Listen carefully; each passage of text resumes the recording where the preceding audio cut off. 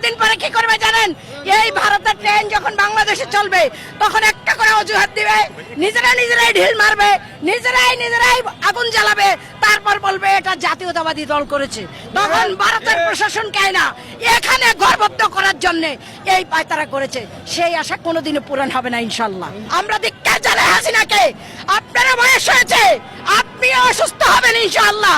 যদিও আপনি কাফেরের মতো, আপনার ভিতরে কোনো মানবতা নাই, মুসলমানের কোনো অস্তিত্ব নাই, আপনি যা খুশি তা করতে পারেন, মানুষকে মানুষ বলে মূল্যায়ন করেন না।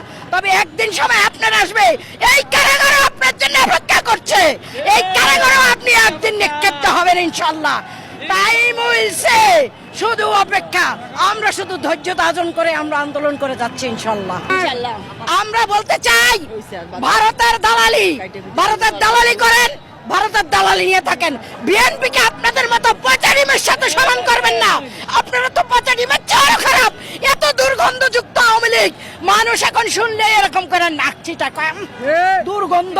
এই গন্ধ থেকে দূর করো, এই গন্ধ থেকে দূর করো। হাসিনা মানে হলো দুর্গন্ধ, ওই ম্যান হলো ডাকনা। ডাকনার কথা নাই, লজ্জা শরম নাই যার, আওয়ামী লীগ নাম তার।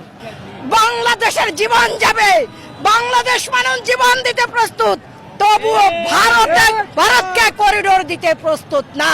বাংলাদেশের বুক চিরে ভারতের ট্রেন যাবে, সেটা জাতীয়তাবাদী দল যতদিন এই পৃথিবীতে বেঁচে আছে তা কোনোদিন সফল হতে দিবে না ইনশাআল্লাহ। পা ধরে কে বসে আছে? বেগম খালেদা জিয়া নাকি শেখ হাসিনার দল? শেখ হাসিনা। এবং পা চাটে কারা? চাটারের দল হইলে আওয়ামী লীগ, চাটারের দল হইলে হাসিনা। পা চাটেই এখন পর্যন্ত ক্ষমতায় বসে আছেন।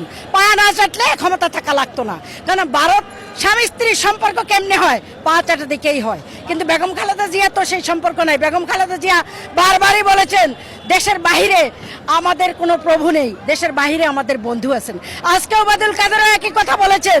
একটু আগে আমাদের মির্জা আব্বাস ভাই বলেছেন যে দেশনেত্রী বেগম খালেদা জিয়ার কথাই তারা এখন গিলে খাচ্ছে এবং সেই কথাই পুনরাবৃত্তি করতেছে।